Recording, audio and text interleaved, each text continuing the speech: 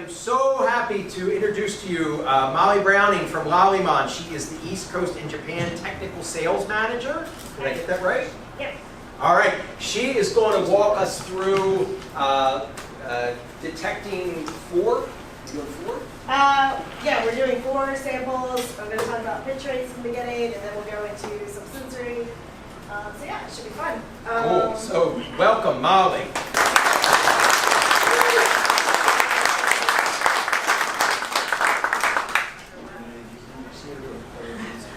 I think I got it. That's fine. Yeah. So my name's Molly. I've been with Lallemand for about 4 years now. I started professionally brewing, never homebrewed before in my life, in 2006 in Japan. I was taught how to brew there.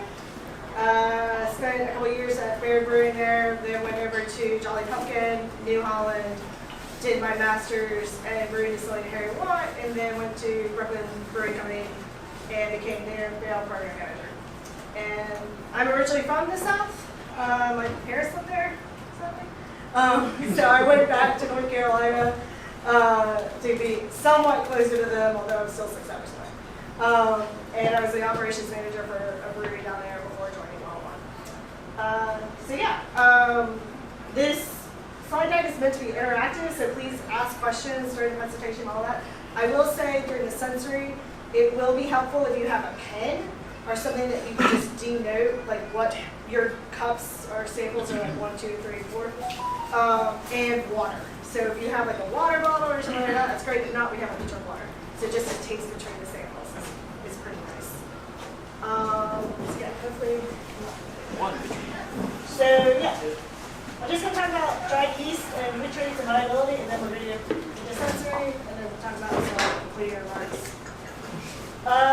So for pitch rate, I know that you can be really confusing between liquid and dry.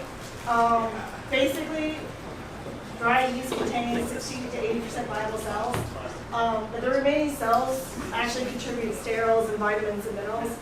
And all that is due to the drying process. So for us, we do a fed batch system where we're creating biomass, and in that creation of biomass, we're actually allowing yeast to develop its own natural sterols.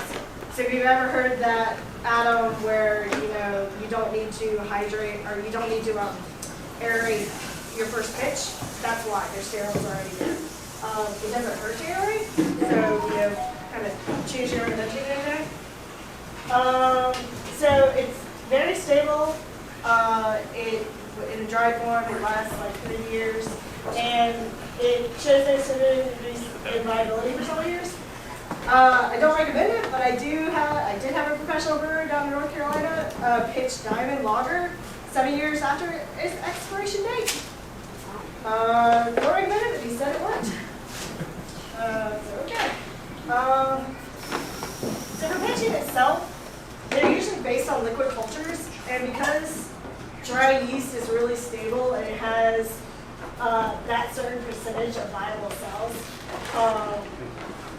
we suggest you pitch by weight, by volume.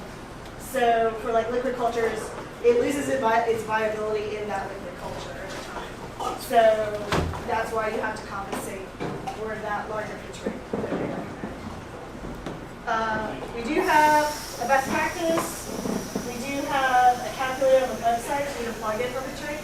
And we do have an app now. So you can go to the store, whatever phone you have, and we have all of your app. I'm not sure if you can see that, but it's like very pretty. And it has a pitch rate calculator, it has all the calculators, it has a product catalog, all sorts of idiots out there. So when you're pitching with dry yeast, do you have to balloon it first, or can you just direct it? You can direct pitch. That's a great question. You can direct pitch. I actually don't recommend hydrating because I think hydrating is like way too complicated. The caveat is if you are under pitching or if you are pitching into a stressful environment, and at that point, I always recommend for you to make like a starter. That's totally fine. When you see it like frothing and bubbling, add it to your main wort. Yeah. Okay, so I just want to talk a little bit about vitality. So vitality is something, really interesting. It's the ability to endure stress and still perform, and it's a predictor of fermentation performance. I'll give you guys a slide deck too, so you can look through it. But when you look down into it, this is what we look at when we dry yeast. We look at the glycogen component, but we also look at trehalase. And trehalase is really interesting. It's a disaccharide, but it's really important in dry yeast because dry yeast use that as like a snack to feed on. So it's really helpful to have a lot of it. So the best yeast that we dry have a lot of trehalase. It just helps to keep their vitality intact. It's just more about the advantage. You don't need oxygen to aerate, like I said, and the high trehalase. Is that what determines which yeast might be dry? Sometimes it can. Sometimes, we'll dry just to see. We are getting more selective about what we dry because of the batch requirements that we have. So not all, there's a ton of yeast out there in the world, right? Not all yeast can be dried.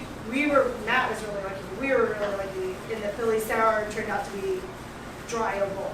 But there are some strains out there that are just like, not able to dry. Bread is a perfect example. It's really hard to get dry bread. I know for the longest time, I've been in this industry for 40 years, and you couldn't find dried lagers for love or money. There was one called Virka that I think is just really a bacteria culture. But, now I see quite a few. I don't know what's changed. So I know there's like this huge market for it.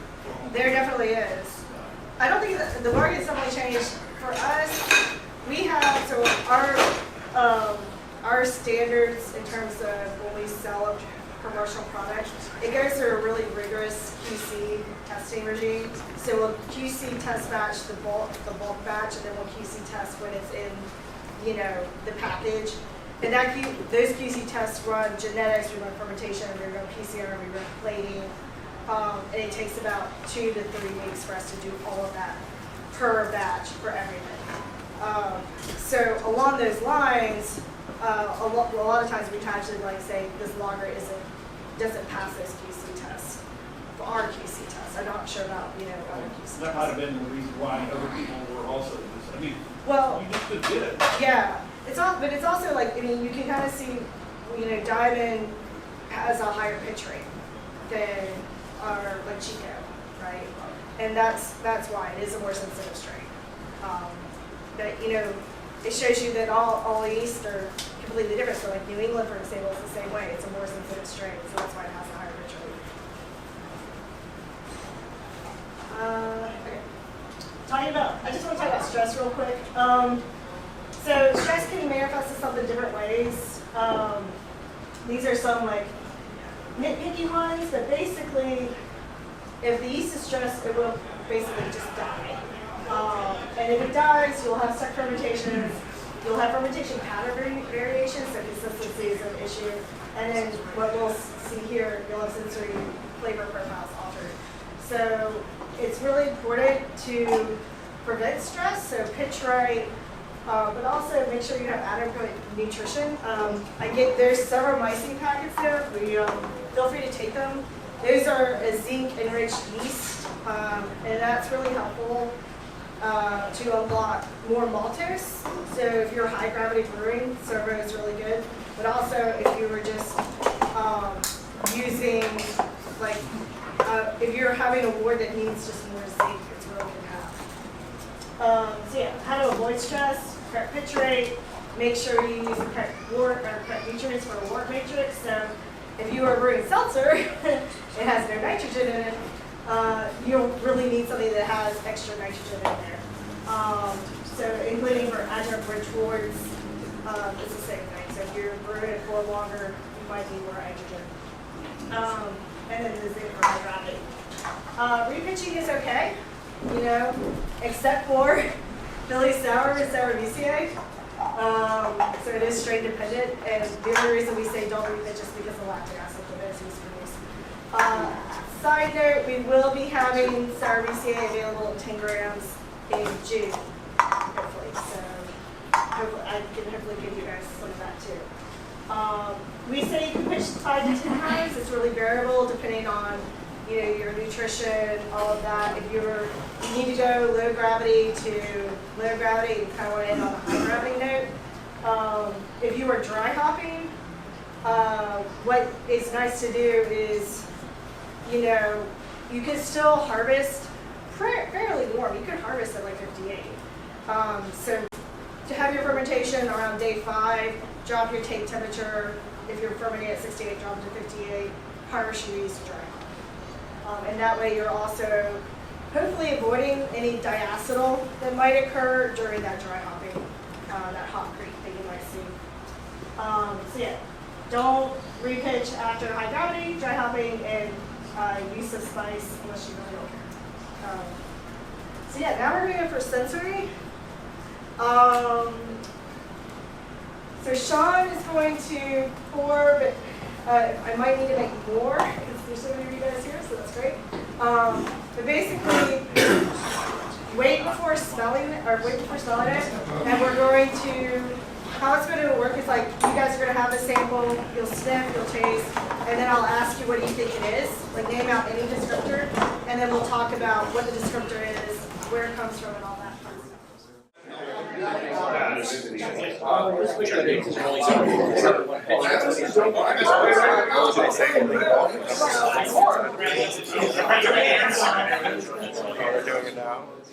Here we go. It's terrible beer with terrible things happening. It's really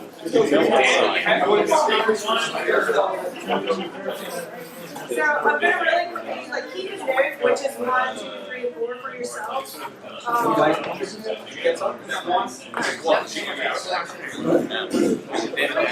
at the carrots. I'm gonna tell you first to sniff it because the aroma is the first to go. You want to look at the flavors and how it tastes in your mouth.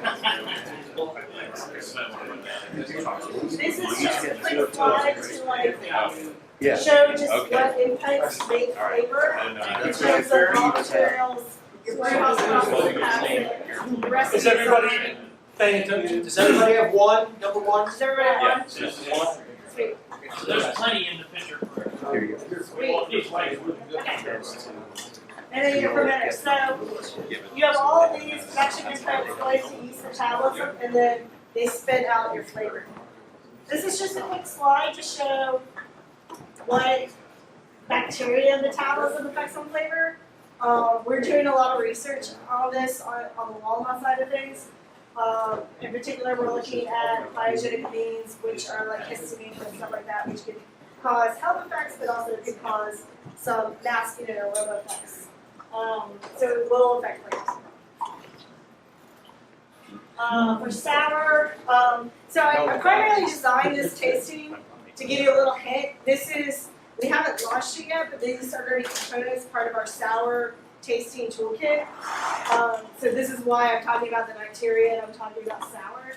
So just to get you, I thought for the theme with Philly sour and all this, we could just kind of expand on that and really dig in.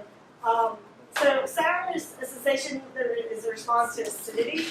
And acidity is, when you look at pH, pH measures every kind of acid. So it doesn't necessarily say, this is lactic acid. Well, for that, you need to measure titratable acidity. So I kind of liken it to pH versus TA is kind of like a newspaper. The weather report on the back of USA Today that shows the broad, okay, on the East Coast it's going to be rainy. That's pH. But if you want to look at media Pennsylvania, it's going to snow. That's TA. That's titratable acidity. Because you're selecting out for lactic acid. So now we're going to taste. So you have 4 compounds. You're going to taste. You're going to look at. Well, you're going to have a control. Whoops. If anybody wants Coors Light for control, you can have control. This little biggie. Sorry about that. I'll just throw it to you. Yeah, taste the control first. That's the point. We're gonna repeat this exercise for every compound. And this is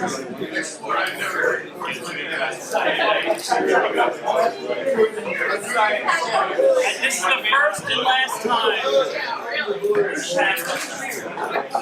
Yeah, the first and last time. So taste the control, kind of like cleanse your palate. Then for the compound, I want you to like do a drive-by sniff real quick, and then sit. Let it kind of sit in your mouth, and then if you like hold your nose and like swallow, that's kind of the best practice. So taste compound one and shout out what you think it is, or what you think descriptors are. I think it's boy. I get more from the nose than I do from the mouth. There are no wrong answers. Okay?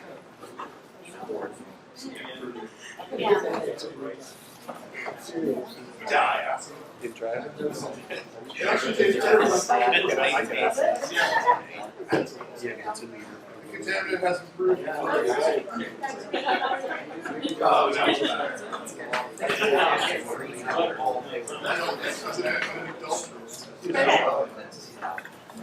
So I have the concentration that was spiked and then the threshold of beer, so that's what you would actually taste. So this is acetic acid. It is perceived as acid and vinegar. So Rodenbach is a great example. So sources of acetic, it primarily comes from acetic bacteria. Some lactic acid bacteria can produce this, but not really at threshold. And what it is, you'll find it like acetobacter will basically convert ethanol to acetic acid because it's toxic. So draft lines are huge sources of acetic acid. Barrels, anything with air ingress. It doesn't have other microorganisms to help with that. You can get, what else? Yeah, like acetic acid bacteria. It's not desirable, but for that example of Rodenbach, like in a Flanders red, that does give you some complexity to the beer. So straight off, it's not good, but if you have it with other microorganisms, it works. So we're going to go to, there's some pretty pictures. So we're going to go to 2. So take a sip of the control, take a sip of Coors Light, and then we're going to go to 2.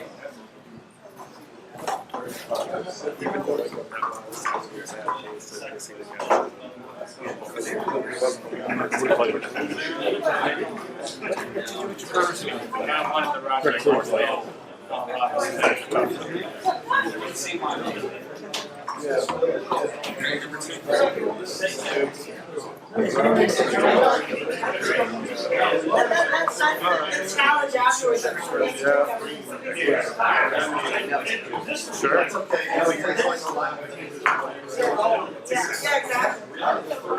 Yeah, exactly. Yeah.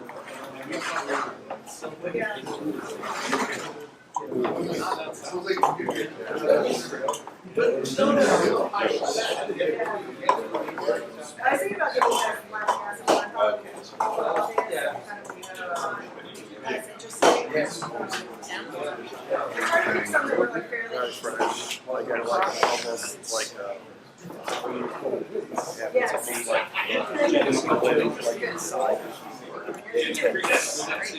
Is that someone who's Yeah, do the same process, do the drive-by, sniff it, sip it. Yeah, I know.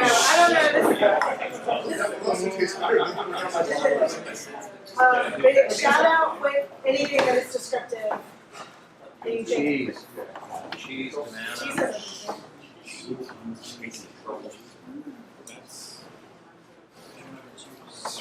Nougat. Nougat? Oh, not enough sugar. Okay. With fluff. And hot sauce. Sour cream less than 2 years old. Okay.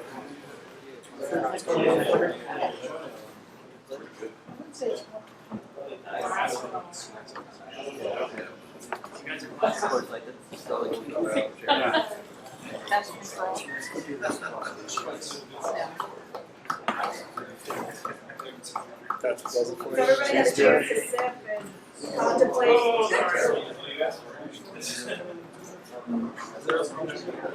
Is there what?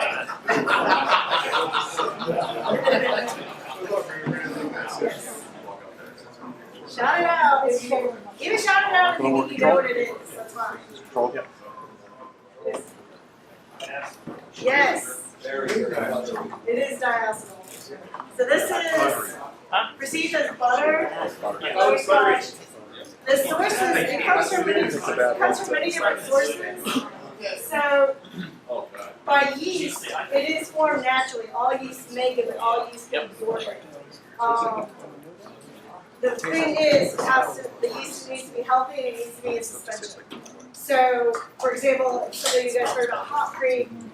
If the brewer adds a lot of hops late in fermentation, more often than not, they might see that diacetyl appear. If you have a lager yeast fermented at low temperatures, you traditionally need to do add a diacetyl rest, which means you just need to bump up the temperature about a plate or two before you get final gravity. So you have yeast in suspension just to mop it up. And it will bring. About the nutrition source. Yeah. So yes, it's formed by the biosynthesis of these isotopes and amino acids. But if you supplement with those, can you bypass that? Because the alpha acetylactate will convert in the cell itself. So even if you add yeast nutrients, it would still happen. But there's actually diacetyl, the whole pentadiene pathway thing. There's actually two. It naturally occurs. Sometimes it occurs like in certain yeasts that it won't be flavor active at all. So you won't even know. Other times it'll occur, and this is why you see the lagers, where it is flavor active, but you only see it because those are fermented at lower temperatures. So that's why. The other source is bacteria will produce diacetyl. So pediococcus, strains of pediococcus will produce diacetyl. So if you're brewing with pedio, make sure you have basically you need bread to like mop it up, or a yeast there to mop it up. So if you look at the lambic pathway, lambic fermentation pathway for spontaneous fermentation, you will see different spike points for different bacteria. Pedio is a primary primary bacteria that will give acid to lambics. However, it's not. They need diacetyl in there to like mop it up. So that's why it takes so long to make these beers if they're doing a cool ship method. So some strains of lactobacillus can create it, not all, but some. So knowing your lacto is really important if you're doing kettle sour or anything like that. That's crucial. But it's usually, it can be a bacteria infection, or it can just come from, you not having a proper fermentation. Yeah. So I think okay, so we're going to go to 3 now.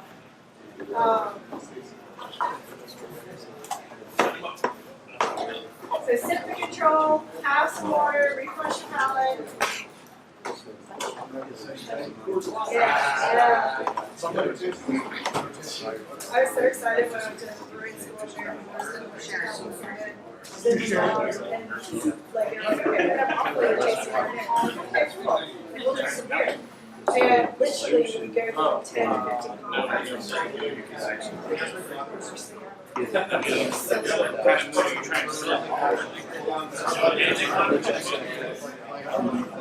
Candlelight dinner.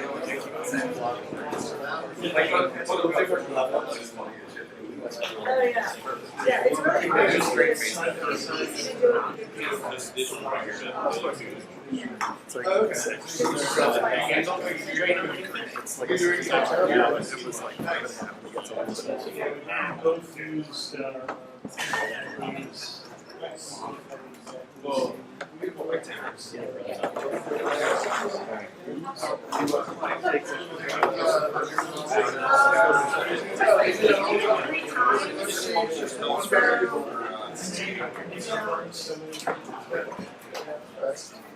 That's why I listen. Remember when we first read that last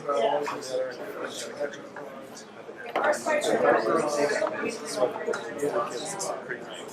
Oh, no, I did split that. I did hand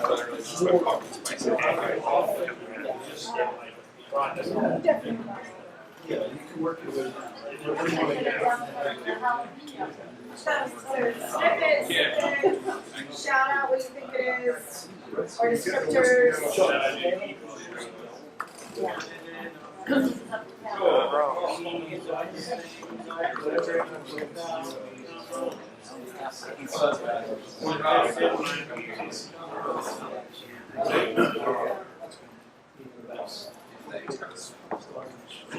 Nice. If you need more, there should be enough.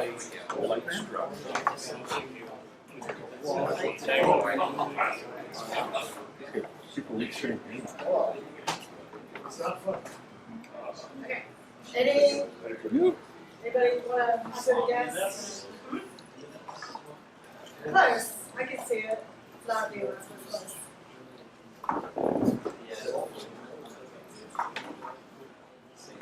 You just don't know it's close. All right. Does everybody want to see it? Yep. Butyaric? Okay. It's butyric acid. This is baby vomit. Different than grown-up ones. So,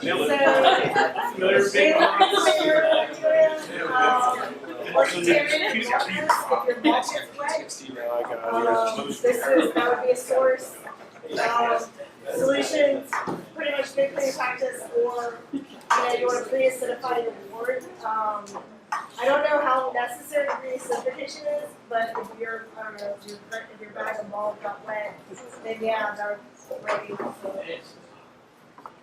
That's, because I had this come up in, maybe, it was a bottom like a roll. This one's one that tastes like a salad. Yeah. Yeah, so it's probably, yeah, so if you're doing a kettle sour or anything like that, that's why they recommend like but also, for prevent the aerobic Like the last one, also to show you like hot flavors in commercial beer too. You taste this in commercial beer. This is widely considered. The first two, like diacetyl and acetic, kind of can be considered okay in small amounts of some beers. They offer some sort of balance, some sort of flavor there. Butyric is just pretty much no. Don't do it. No, just in general. So yeah, that's the compound of that one. So now we'll go to 4. This is the last one. I promise it's not as bad.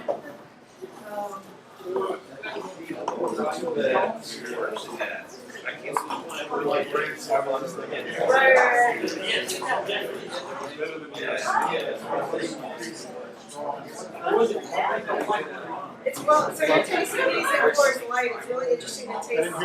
I mean, even like acidic and lactic acid taste the water versus the nitrate tasting can be like sounds like kind of moving further. Yeah.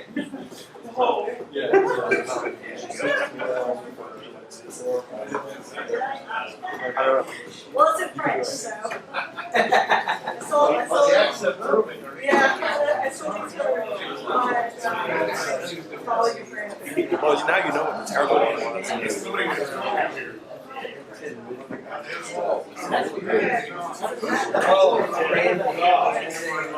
That's right, they're filing. It's only you guys every day. I mean, yes.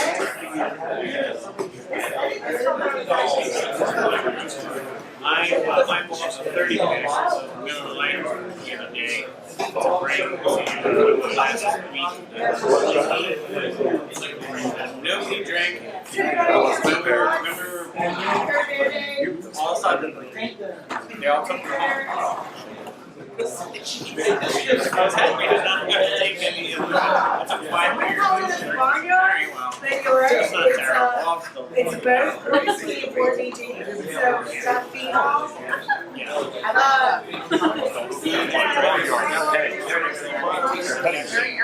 Remember, you're taking this at a highly concentrated level.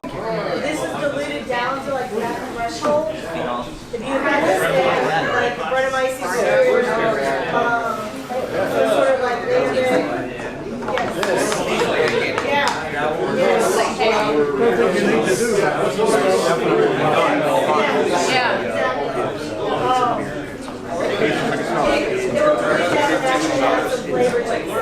The source is Brettanomyces, Acetic Acid. But again, it depends on like what you want to do.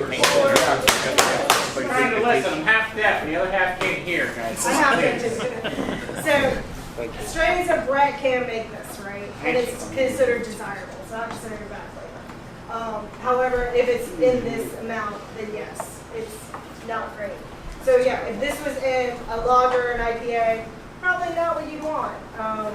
But in a Cantillon, something like that, then generally okay. What did you say this actually is? Isn't half. I added my pearls after it. Like the old ones, like. Yeah.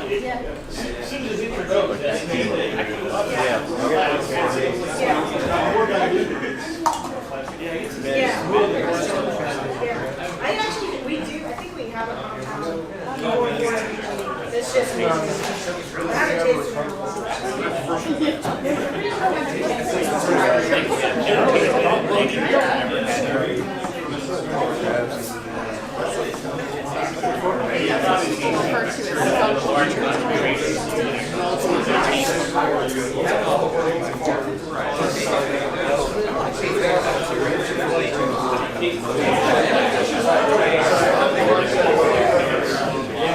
Yeah, so this is a pathway to bread naturally.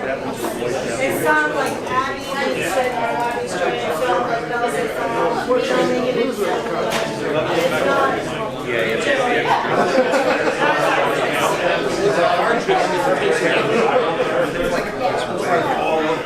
Did you say Band-Aid or Yeah. Band-Aid? I said Band-Aid too. So, summarize, Matt told me to keep you guys entertained. They're on their final round of judging, but we'll see. So pitch appropriately, like really have the right pitch rate. That under pitching, I'll call it nonsense about extracting more flavor from moss or whatever. Don't do it. Your flavor is going to come from your fermentation temperature control and the raw ingredients that you put in how you brew. Avoid stress, better to prevent than to react to it. Nutrition is really important, so add yeast nutrients. I don't say this just to buy ours, just whatever yeast nutrient, just do it.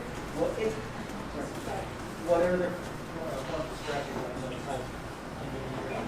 So for stress, the yeast will just not ferment, or they'll ferment very slowly, or they'll just start producing all flavors. Right, well, what is the stress besides that? Then it comes to, so if you underpitch into a high gravity wort, that's the stressful environment. If you are pitching, if you don't have the correct pH, so if you're pitching, if you're making a seltzer and you don't have nitrogen in there, but you're pitching a yeast, that's stress. If you're pitching, a lager strain into, trying to come up with a scenario. Basically anything that is not going to make the yeast happy. So the yeast,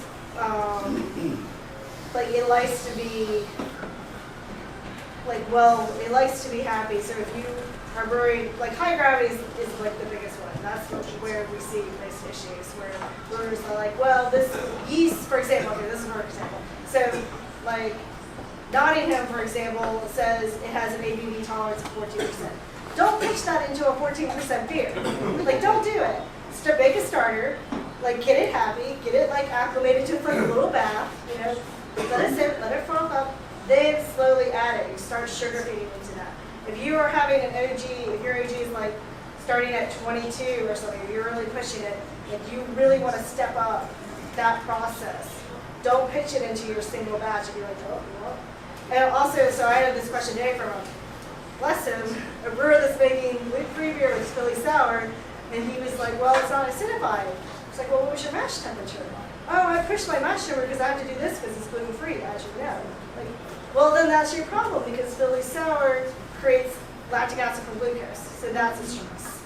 So anything where the yeast itself, the yeast is like, it's like a person. It's like you're dating that person. And like, oh, if they're not in the right environment, they're not going to be happy. So it just takes a little bit of consideration. So do I have to ask for consent when I pick my yeast? Yes. What about stressing like Bell Sésame to get like desired phenols out of it and stuff? It will make the desired phenols.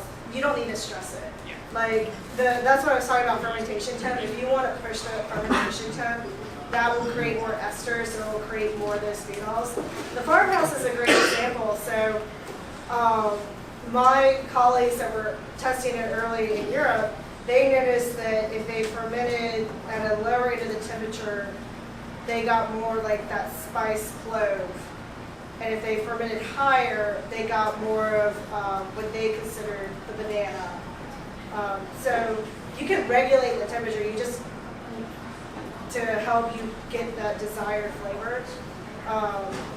But you don't need to like, that isn't considered stressing it out, you know. So like at Baird, they make an amber ale, it's one of my favorites. And he uses, similar to non-am, but he uses a nail yeast and ferments at a cold temperature to get like a kind of crisper character. So you manipulate your temperature, that's really helpful. Manipulate like your raw materials, but pitch rate is not something you really want to manipulate. Can you overpitch a beer? Sorry? Can you overpitch a beer or you're just wasting yeast? You're probably just wasting yeast at that point. I mean, so if you overpitch and you're trying to harvest off that beer, it kind of works paradoxically because if you overpitch, the yeast don't make as much biomass because they're like, oh, we have enough friends here. I don't want it to be too crowded at the bar type of thing. So if you're trying to re-harvest that yeast, you might find that you don't get as much as you would if you had like the correct pitch rate. So if you underpitched, then theoretically the yeast makes more biomass. But whether or not that biomass is viable and healthy is another issue. Yeah. Get the basics correct will allow you to explore to just basically know what your yeast can do. And cleaning is super important. And then, ask questions is what you're here for. That's some of the resources. We have apps, pitch rate calculator, all these hyperlink groups. That's it.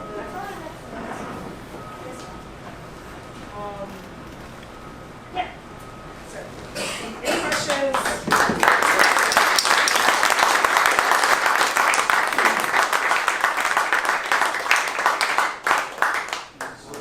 When you're selling I wouldn't drink that. Yeah. what's your pitch of it? It depends. It should be listed on the packet. I haven't looked at our sachets. I don't know. Each of our yeasts have a different pitch rate. Most are that 1500. But Philly sour isn't, diamond isn't. Anybody want to arm wrestle with the large half ounce of Unicorn isn't. I think there's one. Well, when you sell the package, one package, all of that. for like a bigger beer. Yeah, well. Unless it's lost. Yeah, I guess if you're trying to Well, cook up like a sample to like spread it out and give some Yeah. and shit like that. Yeah. It'd be a cool process. Yeah. I don't think it works like that. Yeah, I'd have to do, yeah. So for Sour BCA, we're coming out with 10 packs. And that reflects like a lot of picture. So Sour BCA is our bioengineered lactic acid producing yeast. So similar to how Philly sour produces lactic acid, It's been commercially available for the past 2 years, in 500 gram bricks, and it basically just makes a lot of lactic acid and it's very neutral. So yeah, it is made with like genetic engineering. So we just engineered it to make we added the lactate hydrogenase gene, so it produces lactic acid and ethanol at the same time. Is that available Also in Saccharomyces. small? Sorry? Is that just in the bricks, or do you have individual packets of We're that? coming out with the sachets in June. It's only available in the States, but it is a Saccharomyces cerevisiae strain. It has a pretty high pitch rate, wide pitch rate, but it also has a pretty wide fermentation range. I mean, theoretically, and I haven't seen it, theoretically, it could go down to 52, but it's 52 to about 72. It makes it, when you guys try it, I'm happy to send you guys a sample of it. I recommend for brewers to try it straight first and then play around with it because it produces more lactic acid than Philly sour. It will drop your pH to 3. Over like 5 days. Yeah, over 5 days. If you find Cigar City's Margarita Goza, I'm not sure if that's available here, but if you find that beer, that's straight sour VCO. So you get to kind of get an idea what the flavor is. I really like it. So you guys may have noticed this too with Philly sour, but I think both Philly sour and sour VCO, the lactic acid that they create, the beers that come from that are really digestible. They taste different than like a kettle sour with bacteria. They're a little bit more easy drinking. Like my stomach doesn't hurt when I have them. So yeah, it's the same thing with the sour VCO. Yeah, it will, and I think it's the way that it's done in fermentation that it makes it just a little bit more digestible. But yeah, the pH, like most Philly sour beers, we see the pH kind of bottom out at 3, 4, depending on how you push the glucose. And It's the glucose, right, that they're focusing on gets you sour then? yeah, well, for Philly sour it does. For sour VCA, it will create lactic acid across all sugar spectrums, so there isn't really a lever like you see with Philly sour. It'll just create it. It'll create it quite quickly. But I honestly haven't looked into how glucose can affect it, because generally we just see it being created without the fermentation. How does the TA compare to Philly sour? Pardon? How does the titratable acidity compare to Philly sour? So Philly sour titrates will bottom out or peak out at like 0.8 grams per liter. Sour VCA will do 1.2. So it's quite a lot of lactic acid, but it doesn't taste like it. It's really, really digestible. One more question. Do any of these sour yeast strains remetabolize the lactic acid after packaging aging?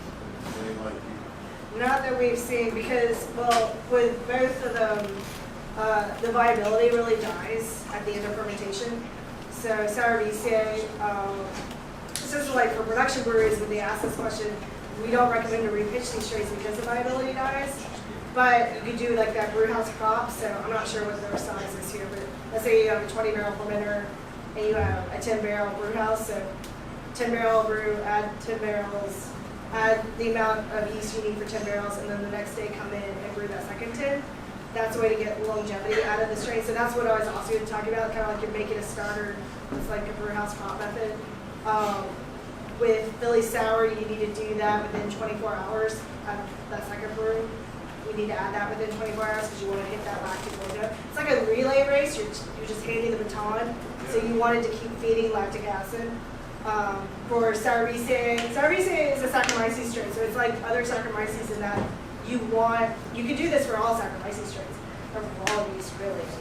I haven't tried it with that though. You want to have it continually keep feeding on that same sugar, where if it goes to another sugar or if it starts to lag, it starts to drop that baton, it's harder for that extra addition to pick it up. So like when Cigar City was doing sour VCA, they were adding their additions and you're seeing the gravity remain quite consistent over the 4 batches of their 120 fermenter. So yeah, that's kind of the goal. You want to keep the gravity kind of the same until you have finished that final batch addition. And then That leads to another question. When you bottle, should you repitch with a different, like a regular brewing yeast? Because if you've lost your viability on your Philly yeah. That's a good question. So at Baird, they still do, but I learned bottle conditioning. That was where I started. And last time I saw Brian Baird, him and I got into an argument on his roof because I was like, "You need to re-yeast." No, I will not re-yeast. So best practice is yes, because if what you want to do is you're done with fermentation, you want to rack the beer off to a bright tank. You want to bottle from that bright tank. So you should theoretically not have a lot of yeast in suspension. The yeast you do have in suspension might not be that viable. So you want to be careful about that. So that's why we do recommend to add a secondary strain. I've added it when I was at Brooklyn. I mean, I've added CBC1 to different beers before. And I've never had a problem with it over-carbonated. I guess that's my point. I'm more worried about the stuff, re-fermentation, like when you bottle, the sour died out, Yeah. finish the primary. Yeah, so if Philly sour is your primary, then yes, bottle with a second. This is why we don't recommend bottle finishing with Philly sour. I think some homebrewers have tried it. I'm worried that it'll just create lactic acid and it won't condition. Or if it will condition, it will take a long time. So it's easier not to do that. So do a primary fermentation with your Philly sour yeast. When you rack to your bright tank to bottle, add a different yeast. By that time, your flavor and everything has already been established. You're not going to mess. That conditioning yeast doesn't mess with your flavor. Okay, Yeah. good, no, that's Just a cheap rye. No, it also, great, that's right. right? Yeah.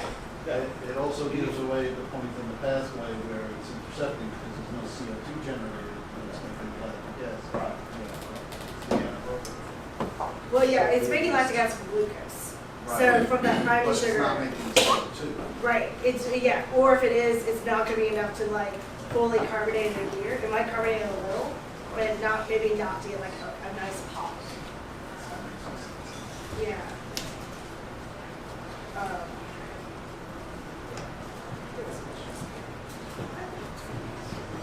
Any other questions? I mean, I'll be around all night, Matt, and my bosses are busy drinking the beer. They're still busy down there? Yeah, everybody's done, I They're gonna think. hop on the steps. Yeah. So, You can see 'em right here. this is- yeah, you can see that here. I just brewed a New England IPA with the Baronet Yeah. yeast, right? Never brewed or never fermented with that yeast before, so I didn't know what to expect.